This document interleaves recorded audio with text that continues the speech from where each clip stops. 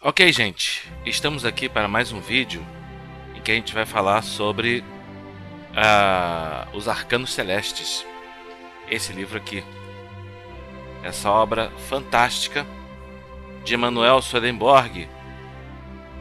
E a gente vai estar comentando, dando continuidade aos estudos que nós vimos fazendo desse livro a respeito do sentido interno do livro de Gênesis, mais especificamente Gênesis capítulo 1, e a gente vai retomar o nosso estudo a partir do verso 6 do capítulo 1 de Gênesis, que que diz assim: E disse Deus, haja uma expansão no meio das águas, e haja separação entre as águas para as águas. E fez Deus a expansão, e separou entre as águas que estavam abaixo da expansão, e entre as águas que estavam acima da expansão. E assim fez.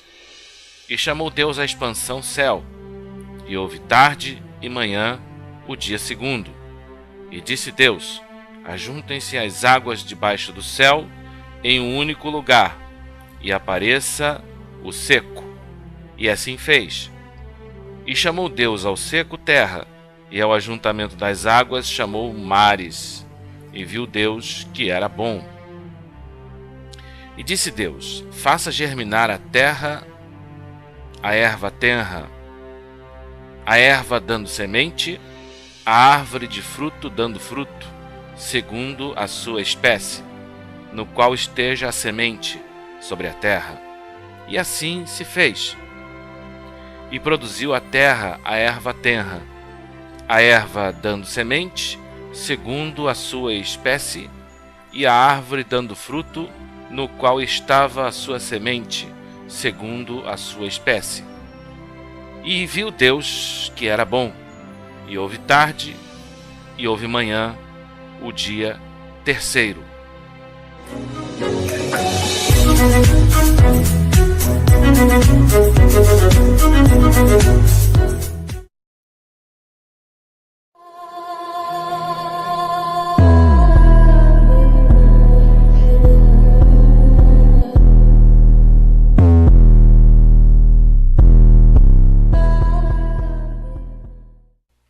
Então paramos aqui no verso 13. Bom, gente, o sentido da letra, como nós vimos falando, é interpretado como sendo a criação do universo. Mas nós temos visto que não está falando aqui da criação do mundo, mas da regeneração do homem. Desnecessário, então, se deter mais sobre isso. E agora, sobre o que versa o sentido interno desse texto, desse trecho das Sagradas Escrituras.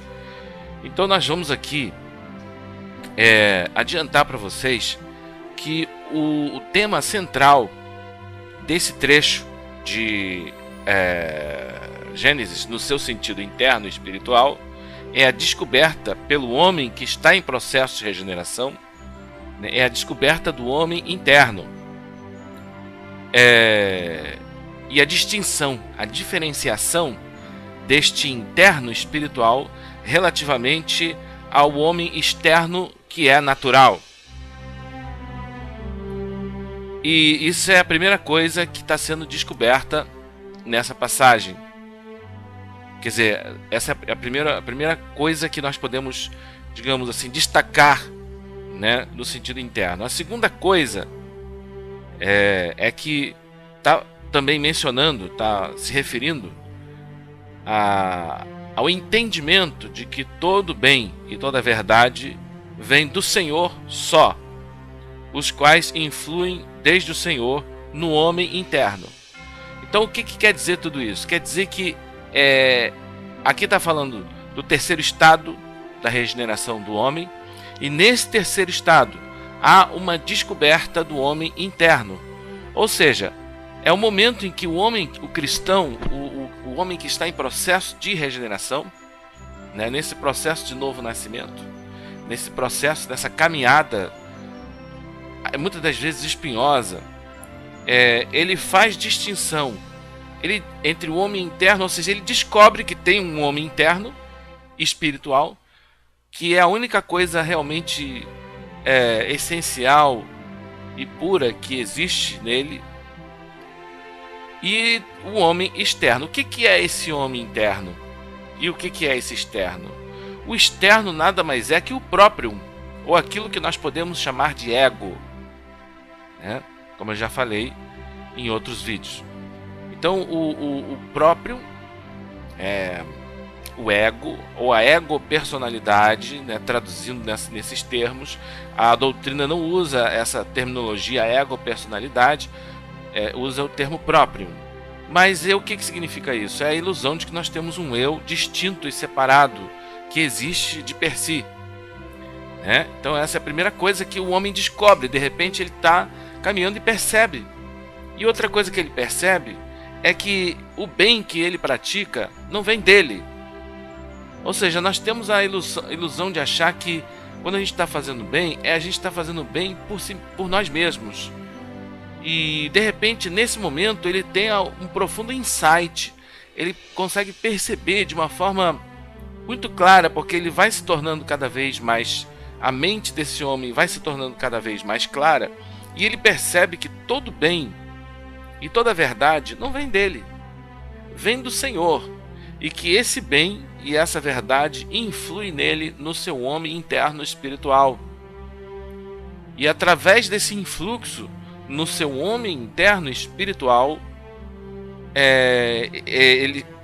a verdade e o bem é apropriada como conhecimento, né, como conhecimento intelectual e como conhecimento de memória pelo homem externo. Né? Então é como se o homem possuísse duas mentes, né? A mente mais externa, né, que é o próprio do homem, mais ligada aos sentidos, né? E uma mente mais interna, onde está a nossa verdadeira essência, o nosso verdadeiro ser interior, né? Que ele digamos assim, sofre o influxo da luz celeste. Ele recebe o influxo da verdade mais diretamente do Senhor, né? E muitas das vezes o homem é tão natural, ele é tão externo, ele é tão, digamos assim, sensual e até corporal, que ele está fechado para esse influxo interno. Quer dizer, ele não percebe, esse influxo está ali, atuando todo instante no seu homem interior, mas ele está completamente desconectado de seu homem interno, espiritual. Então ele é totalmente levado apenas pelos sentidos, né, e pelos raciocínios de sua mente externa. Mas aqui é feita uma distinção. Então esse é o tema central de nosso estudo agora, né? Então, recapitulando, o homem em processo de regeneração, ele vai observando que existe um homem interno e um homem externo, né? E que as coisas que estão no interno são bens e verdades que vêm do Senhor só, né? Só que nesse processo, nesse terceiro estado, ele produziu bens, ele produziu a erva tenra. A erva tenra é todos os bens que ele produz num estado de penitência. Só que ainda é uma coisa, digamos assim, ainda é uma erva tenra, porque é um conhecimento, ou seja, é uma coisa, ele tem um entendimento, né, da verdade do bem, mas ainda é uma coisa meramente intelectual, né? E os bens que ele pratica são bens, sim, mas ainda num estado de angústia, num estado ele está sendo, digamos assim, ainda premido, né, premido não, ele está sendo ainda assaltado pela ideia de que ele tem que fazer as coisas por si, né? De que ele ainda está, de uma certa forma, abandonado a si mesmo, entregue a si mesmo, né? Então as coisas que ele faz, né, são ainda erva tenra, não são animadas, não são coisas animadas, não tem ainda a vida espiritual, né? Então, no texto, nós vimos que fala das águas que estão embaixo, né? Nesse momento foi feita a expansão, foi feita separação entre as águas que estão em cima, como nós vimos. Isso quem quiser conferir, está no verso 6, logo no início. Então é feita a distinção entre as águas que estão em cima, né? Então ele diz assim: e haja separação, e haja uma expansão, né, no meio das águas, e haja separação entre as águas para as águas, né? E disse Deus a expansão, e separou as águas que estavam abaixo da expansão e as águas que estavam acima da expansão. E assim se fez. O que são essas águas, né? O que é a água? A água que está abaixo, né, que fica embaixo da expansão, são os enganos dos sentidos, né? Até onde eu pude entender. E as cobiças, os enganos dos sentidos que estão no entendimento, e as cobiças que estão intimamente associadas à volição, à vaidade, à vontade do homem, ao vaso da vontade, né? E as águas que estão em cima são as coisas verdadeiramente boas, né? Então o homem, ele é levado pelo Senhor às águas que estão em cima como se fosse por si mesmo. Ou seja, o homem, ele vai tirando cada vez mais o homem das falsidades e das cobiças, dos males, né? Ou seja, essas coisas que são do externo, do próprio, e gradativamente vai conduzindo o homem às coisas que são do bem, às coisas que são verdadeiramente boas, e as coisas que são verdadeiramente que são verdades, que são os veros, né? E ali se diz assim que e ajuntem-se as águas. Assim diz: e houve e chamou a Deus a expansão céu, e houve tarde e manhã o dia segundo, né? Então o que vem a ser, né, a tarde e a manhã, né? Então o significado, o sentido interno disso, né, que a tarde é o estado precedente de sombra ou de falsidade, né? E amanhã é o estado seguinte de verdades e cognições da fé que vão sendo influídas no homem interior, né? Então isso, e interessante que isso é dito em cada um dos 6 dias da criação na narrativa bíblica, né? No texto bíblico, né? Cada vez que encerra um momento, um dia da criação, é dito assim: e houve tarde e houve manhã, né? Então sempre tem o mesmo significado, né? Que a tarde é o estado precedente, né? Que é mais trevoso, porque a luz da tarde é uma luz tênue, né? E ela representa esse estado de escuridão, né? De sombra, de falsidade, podemos dizer, a doutrina não fala exatamente do termo ignorância, mas nós podemos falar de ignorância, talvez, né? E o estado seguinte, né? Que é amanhã, né? Por isso que o salmista fala: a dor pode durar toda a noite, mas a alegria vem pela manhã. Isso tem um significado simbólico que está mais ou menos no contexto dessa passagem das Escrituras Sagradas, né? Então, dando prosseguimento aqui, e ajuntem-se as águas, né? Como diz aqui no verso 9: e disse Deus: ajuntem-se as águas abaixo do céu em um único lugar, e apareça o seco. E assim se fez. Então é aqui que está essa descoberta do homem interno e do homem externo, né? Então, os mares, o que se representam os mares? Os mares representam as cognições da fé, né? E, portanto, da verdade e do bem. E essa verdade e esse bem, elas são insinuadas pelo Senhor no homem interno, e ao mesmo tempo este é o externo. Então, assim, existe um influxo da verdade e do bem que vem pelo Senhor, influindo no homem interno do homem, né, da pessoa, e então esse daí para o externo, ou seja, para o intelecto, a memória, e assim elas são apropriadas e assim as cognições do vero e do bem são reconhecidas como conhecimento e retidas na memória, ou seja, elas são apropriadas como conhecimento pelo homem externo, no nível do intelecto, né? Então é isso que está sendo representado, né, pelas águas que estão, quer dizer, pela porção seca, né? A porção seca é o homem externo, né? Então, antes havia tudo, né, na narrativa bíblica, tudo era mar. Aí Deus separou os mares e fez emergir os continentes, ou a terra seca, né, digamos assim. Então a porção seca, ou a terra seca, representa o homem externo. E é interessante que a palavra terra, que no hebraico é Adamá, significa humus.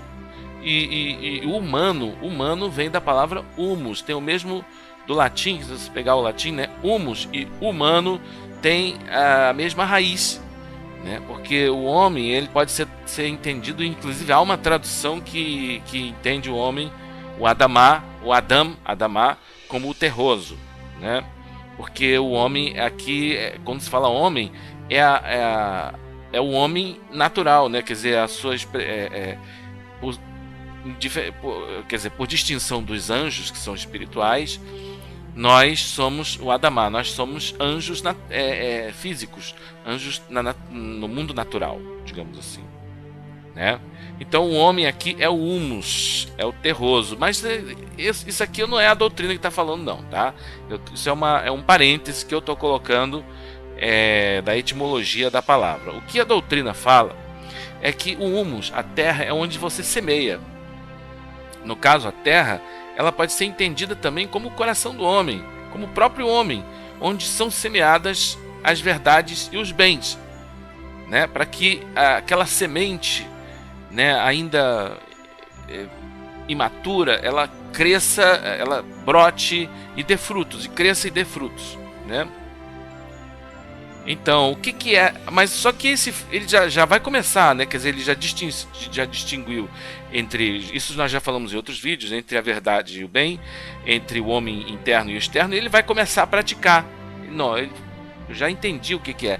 Deixa eu começar a buscar a verdade, entender a verdade e praticar os bens, né? A caridade. Só que essa caridade e esse bem que ele vai praticar ainda é uma coisa que é mera erva tenra, como eu já falei, né?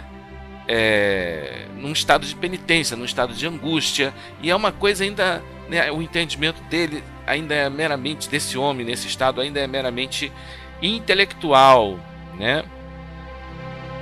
Ele ainda não entendeu que todo bem e todo vero vem do Senhor. Ele acha que ele tem que fazer as coisas de si, por isso que elas são inanimadas, né? Então, é basicamente isso que eu tinha para falar sobre essa passagem, né? Então, trocando em miúdos, aqui são duas coisas que acontecem no terceiro estado da regeneração, né? A descoberta do homem interno, a diferença entre o homem interno e externo, né? E o entendimento de que todo bem, toda verdade vem do Senhor, né? Que Deus opera e nós apenas cooperamos. Mas o homem deve fazer o bem como se fosse por si, sabendo que é pelo Senhor, e deve fugir dos males como se fosse por si, mas também sabendo que é pelo Senhor. Gente, essa é a nossa reflexão sobre o sentido interno desse trecho das Escrituras, e até o nosso próximo vídeo.